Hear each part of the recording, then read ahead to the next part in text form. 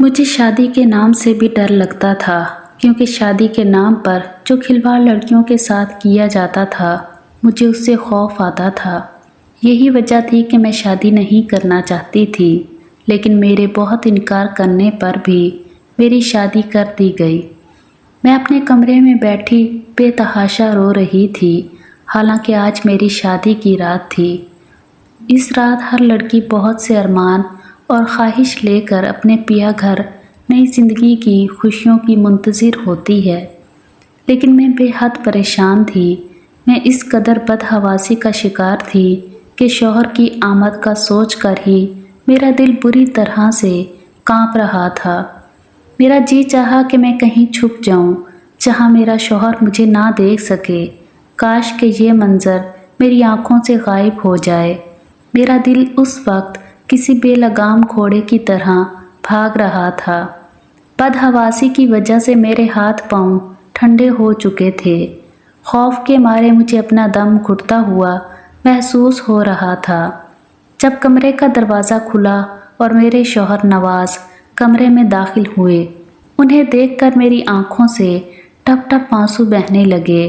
खौफ के मारे मैंने अपने बेड की चादर को अपने हाथों से दबोचा था। मैं करब से गुजर रही थी। जैसे जैसे मेरा शौहर मेरे करीब आ रहा था, मेरा पूरा वजूद हौले हौले लरजने लगा था। वो मेरे पास आकर बैठ गया। कुछ देर मेरे हसीन चेहरे को बड़ी महवियत से देखने लगा। मैं बेहद खूबसूरत थी और यही मेरे लिए मेरा सबसे बड़ा मसला बन चुका था। जैसे ही उसने अपना हाथ मेरे हाथ पर रखा तो उसे इतना सर्द पाकर मुझसे कहने लगा, क्या बात है रुबीना, तुम इस कदर नर्वस क्यों हो? अब मैं उसे क्या वजह बताती कि मुझे शादी से डर लगता है। मैंने नफ़ी में सर हिला दिया। मैंने कहा, कुछ नहीं। वो कहने लगा, फिर तुम इस कदर घबराई हुई क्यों हो? मैंने धीरे से कहा कि मुझे इस रिश्ते से खौफ आता है। मेरी बात सुनकर वो हंसने लगा। मेरा हाथ थाम कर मुझे तसल्ली देने लगा। कहने लगा, परेशान ना हो। मैंने कहा, मुझे बहुत डर लग रहा है। और वो कहने लगा, इसमें डरने की क्या बात है? मैंने कहा, मुझे खौफ आता है, पता नहीं कैसे होगा सब कुछ। वो कहने लगा, देखो इसका एक हल है मेरे पास। मैंने पूछा, वो क्या? मेरी इस बात को सुनकर उसने मेरे हाथों को थाम कर मुझे तसल्ली दी। उसके बाद वो उठकर खड़ा हो गया, फिर चलते हुए अलमारी के पास गया। अलमारी खोली, एक मेडिसिन लाकर मुझे थमा दी, साथ में पानी का गिलास दिया। कहने लगा, ये गोली खा लो। मैंने कहा, ये किस चीज़ की गोली है? नवाज कहने लगा, तुम्हारी तमाम परेशानियों का हल इस गोली में है। नवाज की बात को मैं समझ नहीं पा रही थी। मैं उस वक्त बेहद घबराई हुई थी। खौफ से मेरी जान निकल रही थी। मैं सोचने लगी कि आखिर मेरी परेशानियों का हल ये गोली कैसे हो सकती है। बहरहाल मैंने गोली खा ली। नवाज मेरे करीब आने लगा। उसने मेरे दोनों हाथों को थाम कर अपने होठों पर लगाया, मुझसे अपनी मोहब्बत का इजहार करने लगा। मैं यूँ थी कि जैसे मुझ पर लर्जा सा तारी हो चुका था। आहिस्ता आहिस्ता नवाज ने मुझे अपने हसार में ले लिया, मगर मैं खौफ के मारे अपना आप उससे छुड़वाने लगी। लेकिन फिर मैंने महसूस किया कि जैसे मेरी आंखों में खुमारी सी उतरने लगी है। मैं नींद की आगोश में जाने लगी हूँ। मैं चाहकर भी खुद को जगा नहीं पा रही थी। कुछ ही पल लगे थे कि मैं गहरी नींद में जा चुकी थी। मेरी शादी से चंद दिन पहले मेरी सहेलियाँ मुझे लेकर बैठ गई थी, जो कि पहले से शादीशुदा थी।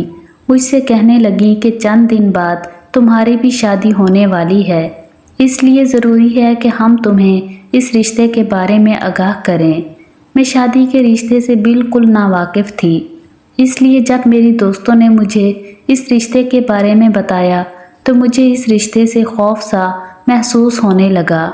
शायद उनके बताने का अंदाज़ ही कुछ ऐसा था। कहने लगी, शौहर अपनी बीवी पर शादी की रात बिल्कुल भी रहम नहीं खाता, और तुम तो खैर मनाओ। तुम्हारा हसीन रूप देखकर तुम्हारा शौहर तुम्हारे साथ ये कहकर वो मुस्कुराने लगी और मेरा दिल धक धक करने लगा। ان کی جو معنی خیز باتیں تھیں وہ میرا ہوش اڑانے لگیں۔ شادی کے رات کا جو نقشہ میری دوست نے مجھے بتایا تھا، مجھے اس رات سے خوف سا آنے لگا۔ جیسے جیسے میری شادی کے دن قریب آ رہے تھے، میرا دل چاہتا تھا کہ میں کہیں چھپ جاؤں۔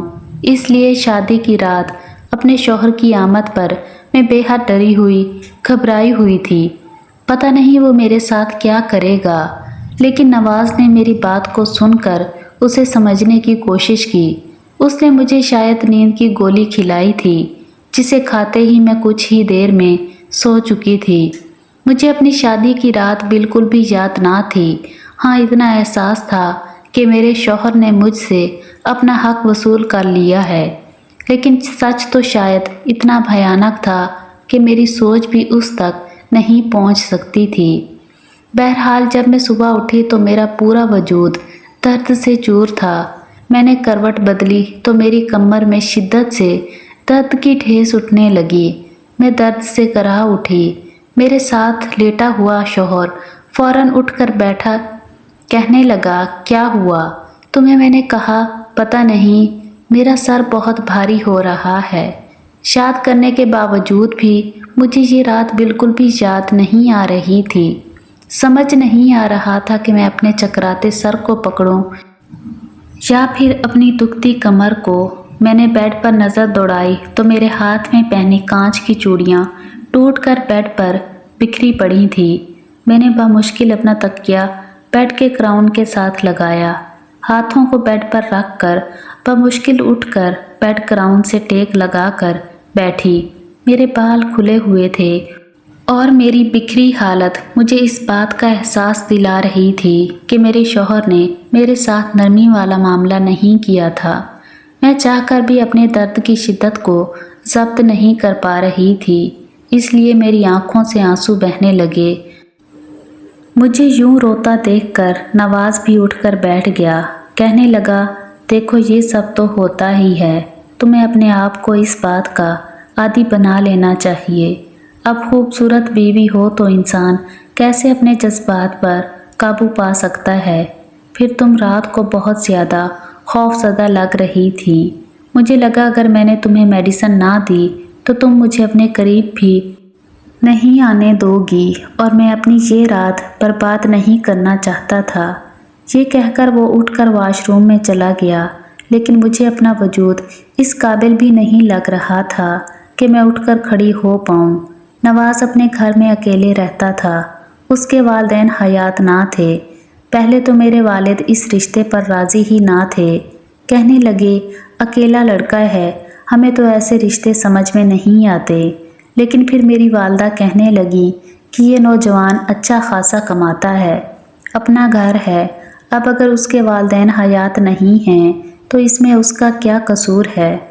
آپ نے اچھی طرح چھان بین تو کروائی ہے، اس رشتے میں کسی نے کوئی بھی برائی یا نقص نہیں نکالا۔ اچھا ہے میری بیٹی سسرال کا بوجھ نہیں ہوگا۔ میں نہیں جانتی تھی کہ شادی کی رات ہی میری ایسی حالت ہو جائے گی کہ میں کھڑی ہونے سے بھی قاصر ہو جاؤں گی۔ نواز جب نہا کر باہر آیا تو مجھ سے کہنے لگا، دیکھو میرے گھر میں تمہاری خدمت کرنے کے لیے فی الحال کوئی نہیں ہے، اسی لیے گھر کو سنبھالنا ہے۔ مجھے اس کی بات پر اعتراض نہ تھا، لیکن مجھے اپنا آپ اس وقت اس قابل نہیں لگ رہا تھا کہ میں اٹھ کر ناشتہ بنا سکوں۔ مجھے یہ کہہ کر وہ کمرے سے باہر چلا گیا کہ جلدی اٹھ کر باہر آؤ، میرے لیے ناشتہ بناؤ۔ جب میں بیڈ سے اٹھ کر کھڑی ہوئی تو میری کمر یوں تھی کہ ٹوٹ جائے گی۔ کمر پر ہاتھ رکھا، نہا دھو کر کمرے سے باہر نکل گئی۔ نواز لاؤنج میں ہی بیٹھا فون پر کسی سے ہنس ہنس کر باتیں کر رہا تھا، لیکن جو باتیں وہ کر رہا تھا اس نے مجھے شرم سے پانی پانی کیا تھا۔ وہ گزری ہوئی رات کے لمحات نہ جانے کسے بتا رہا تھا، وہ بھی بڑے بے باک انداز میں۔ میں فوراً نظریں جھکائے کچن میں چلی گئی۔ بمشکل ہی میں نے اپنا اور نواز کا ناشتہ بنایا تھا۔ ناشتے کے دوران میں نے جھجکتے ہوئے نواز سے یہ بات کہی۔ میں نے کہا، نواز، میری کمر میں بے تحاشا درد ہے، اس لیے میں شاید رات کو آپ کو وقت نہ دے سکوں۔ نواز اس وقت چائے پی رہا تھا۔ میری بات سن کر اس کا کپ होठों के करीब जाते हुए रुका। कहने लगा, देखो मैं तुम्हारे इस तरह के बहाने नहीं सुन सकता। मुझे हर सूरत बहुत जल्द औलाद चाहिए, इसीलिए मैंने तुमसे शादी की है। उसकी बात सुनकर मेरा दिल बेचैन सा हुआ था। मैं नहीं जानती थी कि रात को मेरे साथ क्या हुआ, लेकिन जो हालत मेरी उस वक्त थी, मैं शायद मज़ीद इस बात की मुतहम्मिल ना थी। लेकिन सामने वाला शख्स मेरी हर तकलीफ़ से बेखबर बस अपनी ही मनमानी करना चाहता था। जैसे ही रात हुई मुझे लगा मेरा दिल किसी ने मुट्ठी में ले लिया हो। रात को फिर नवाज़ ने मुझे एक दूसरी मेडिसिन दी। मैंने कहा मुझे नहीं खानी। कहने लगा ये नींद की दवा नहीं है।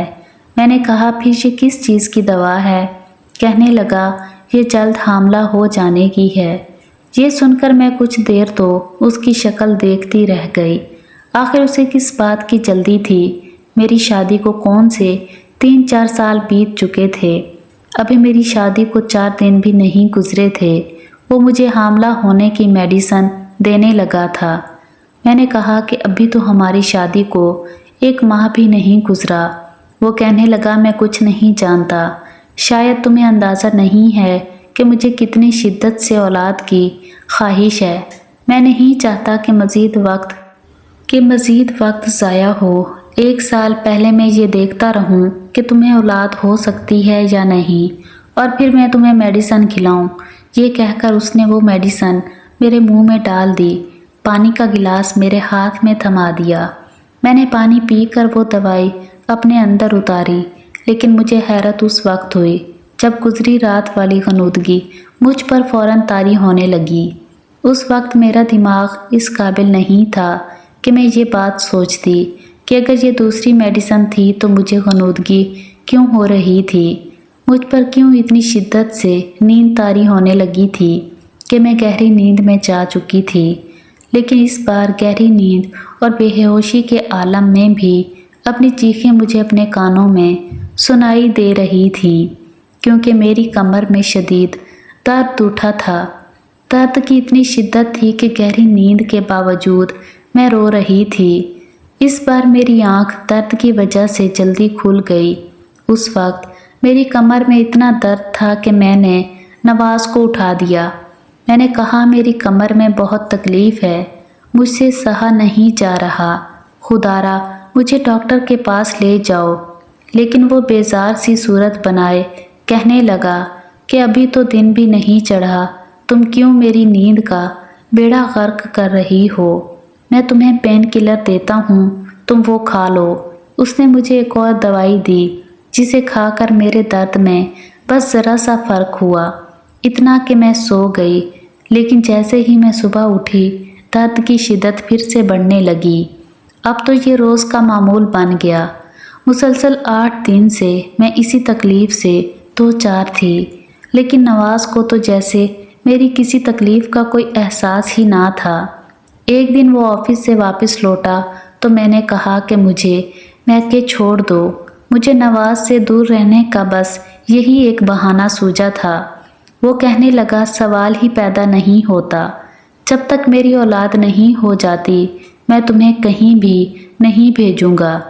मुझे समझ नहीं आती थी आखिर उसे औलाद की इतनी जल्दी क्यों है। हर चीज़ अपने वक्त पर ही होती है। औलाद का हो जाना मेरे इख्तियार में तो नहीं है। 8 दिन में मेरा हाल ये हो चुका था कि मैं चल भी नहीं पा रही थी। पेन किलर खा खा कर अब तो मेरा मैदा भी डिस्टर्ब हो चुका था। मैं नवाज़ से डॉक्टर के पास ले जाने के लिए कहती तो वो इस बात पर भी नहीं मानता था। कहता था डॉक्टर भी तुम्हें पेन किलर ही देगी। लेकिन एक बार जैसे ही वो घर से बाहर गया मैंने अपनी वालदा को बुला लिया। उनके साथ मैं एक लेडी डॉक्टर के पास चली गई।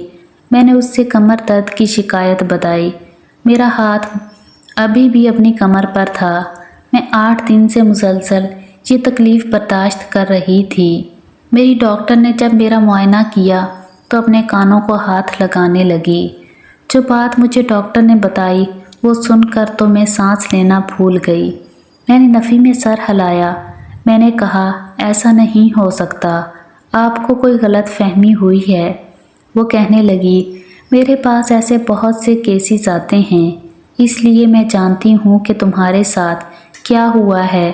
پھر وہ مجھ سے پوچھنے لگی کہ کیا تم اس وقت ہوش میں ہوتی ہو جب تمہارا شوہر تمہارے قریب آتا ہے؟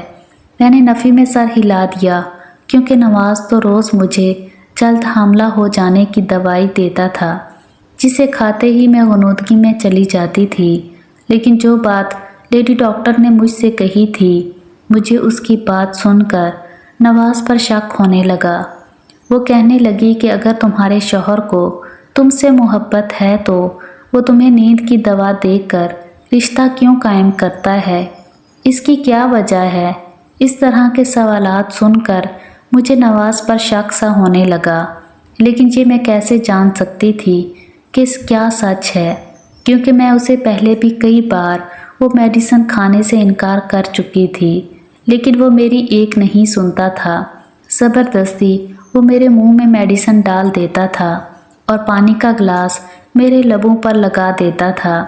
اپنے سامنے وہ مجھے میڈیسن کھلاتا تھا۔ ڈاکٹر کہنے لگی کہ اچھا ایسا کرو، تم مجھے اس میڈیسن کا نام بتاؤ۔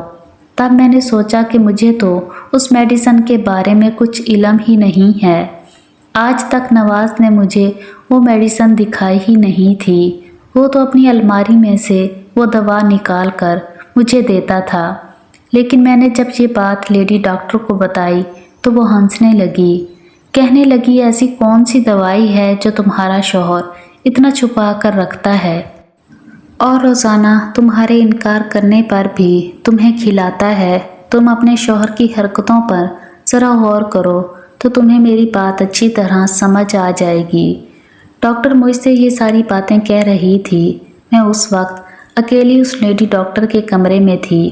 میری والدہ کمرے سے باہر بیٹھی تھی، اس لیے ہر بات سے انجان تھی۔ میں غائب دماغی سے اپنے گھر پہنچی۔ میری والدہ مجھ سے کہنے لگیں کہ تم اپنا خیال کیوں نہیں رکھتی؟ تمہارے سر پر تو ساس سسر اور نند دیور کی ذمہ داری بھی نہیں ہے۔ تمہارا شوہر بھی تم سے محبت کرتا ہے۔ 8 دن میں تم نے اپنی کیا حالت بنا لی؟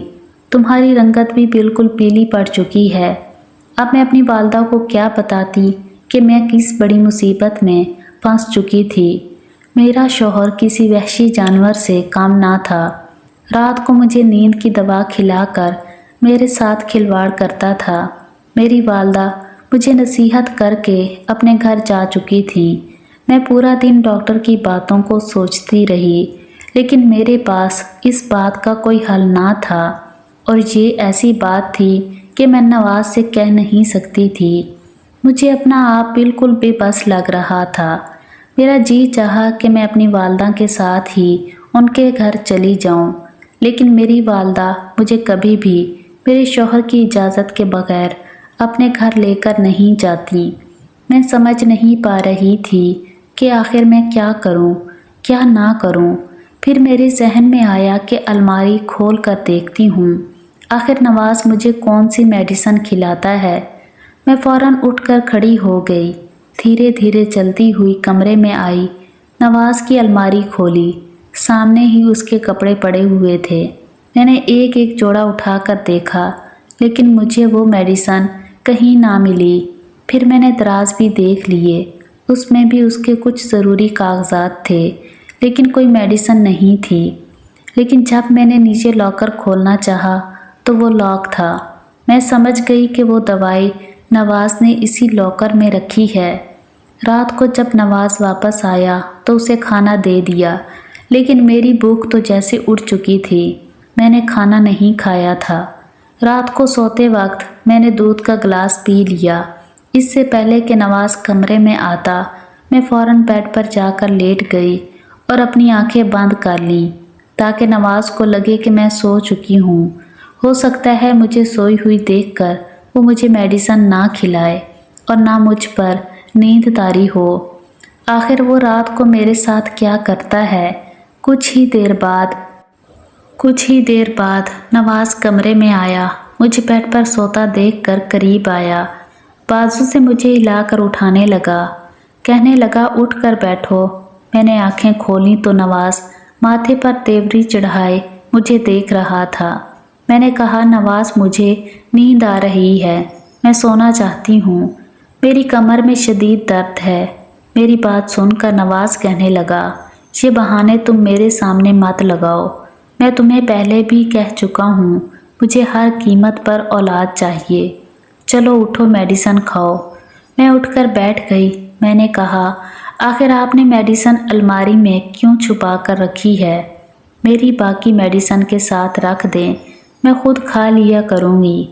मेरी बात सुनकर उसने बड़े ताज्जुब से मुझे देखा। कहने लगा, तुम ये कैसे जानती हो कि मैंने तुम्हारी मेडिसिन को अलमारी के लॉकर में रखा है? मैं उसकी बात सुनकर घबरा गई। जल्दबाजी में शायद मैंने कुछ गलत कह दिया था। मैंने कहा कि ऐसे ही मैंने सोचा कि आज मैं खुद मेडिसिन खा लूं। मैंने आपकी अलमारी देखी तो कहीं पर भी वो दवाई मौजूद नहीं थी।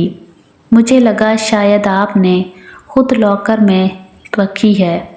मैंने एक बहाना तराशा था। वो कहने लगा, तुम्हें इतना ज़्यादा परेशान होने की ज़रूरत नहीं है, मैं वो दवाई रोज़ाना तुम्हें खिलाता हूँ और जब तक बच्चा नहीं हो जाता मैं वो तुम्हें खिलाऊंगा। मैंने कहा, नवाज मुझे पेट में बहुत दर्द हो रहा है, आप क्यों मुझे किसी डॉक्टर के पास नहीं लेकर जा रहे? और बच्चा पैदा करने के लिए एक मुकम्मल ट्रीटमेंट होता है और वो कोई डॉक्टर ही मुझे बता सकती है। यूँ खुद ही से मेडिसिन खाना ठीक नहीं होता। मैंने सोचा कि शायद मेरी इस बात पर नवाज मुझे वो दवाई ना दे, लेकिन वो कहने लगा, मैं जानता हूँ वो दवाई हर औरत को हमला करती है, तुम्हें किसी भी डॉक्टर से कोई इलाज करवाने की ज़रूरत नहीं, तुम बस मेरी बात मानो, तुम्हारे लिए वही काफ़ी है। मैंने कहा, मैं आज कोई भी दवाई नहीं खाऊंगी। मेरा ये कहना था कि नवाज का पारा हाई हो गया। उसने मुझे ज़बरदस्ती दवाई खिलाई और दवाई खाने के बाद मेरी फिर से वही कैफियत होने लगी। सुबह मैं अपनी बेबसी पर फूट फूट कर रो रही थी कि अगर यही हाल रहा तो मैं बहुत जल्द मर जाऊंगी। इसलिए मैंने एक तदबीर लड़ाई। रात के वक्त मैंने अपने मोबाइल का कैमरा ऑन कर दिया और ऐसी जगह पर रखा जहां से मेरा बेड आसानी से नज़र आ सके। रात को नवाज ने फिर मुझे दवाई खिलाई और मेरी वही कैफियत होने लगी। सुबह जब मैं उठी तो नवाज के ऑफिस जाने का इंतज़ार करने लगी। जैसे ही वो घर से बाहर निकला, मैंने जल्दी से वो कैमरा उठाया, उस पर लगी वीडियो देखने लगी, जिसे देखकर मेरे होशो हवास उड़कर रह गए। मैंने वो पूरी वीडियो भी नहीं देखी थी। मोबाइल को बेड पर एक तरफ फेंक दिया और अपने चकराते हुए सर को पकड़ने लगी। जो कुछ मेरा शौहर मेरे साथ रात में करता था वो कोई भी औरत बर्दाश्त नहीं कर सकती। इससे पहले कि नवाज वापस आता, मैंने अपने वालिदैन को अपने घर बुला लिया, सारी सच्चाई उन्हें बता दी। ये सुनकर तो मेरी माँ रोने लगी। मेरे वालिद अपना सर पकड़कर बैठ गए, क्योंकि नवाज एक नामुकम्मल इंसान था। वो इस काबिल ना था कि औलाद पैदा कर सकता, बल्कि वो इस काबिल भी ना था कि बीवी के पास आ सकता। मुझ पर यह रौब जमाने के लिए और ये साबित करने के लिए कि वो एक मुकम्मल मर्द है, वो रात गुजारने के लिए अपने दोस्तों को मेरे कमरे में भेज देता था, जो मेरे साथ सफाकी से सलूक करते थे। मेरे वालिद ने नवाज पर केस कर दिया, मुझे खुला भी दिलवा दी। नवाज की इन्वेस्टिगेशन की तो मालूम हुआ कि उसकी पहले भी शादी हो चुकी है और उसकी बीवी ने उससे इसी बात पर खुला ली थी कि वो नामर्द है और औलाद पैदा करने के काबिल नहीं है। शायद अपनी इसी कमज़ोरी को छुपाने के लिए और अपनी बीवी पर यह साबित करने के लिए कि वो औलाद पैदा कर सकता है, उसने मेरे साथ बहुत बड़ा जुल्म किया, मेरी ज़िंदगी को जहन्नुम बनाकर रख दिया। जब मैं लेडी डॉक्टर के पास गई तो उसने मुझसे यही कहा था कि तुम्हारे साथ रेप हो रहा है, करने वाले एक से ज़ायद लोग हैं। उस वक्त मैं ये सुनकर ज़ब्त से गुज़र रही थी कि काश ये बात झूठ हो, लेकिन नवाज मुझे हमला करने के लिए नींद की दवाई देता था ताकि मेरे साथ ये घटिया खेल खेल सके اور اپنی انا کو تسکین پہنچا سکے، اپنی پہلی بیوی پر یہ جتانے کے لیے کہ وہ مکمل ہے، اس نے میری زندگی برباد کر کے رکھ دی۔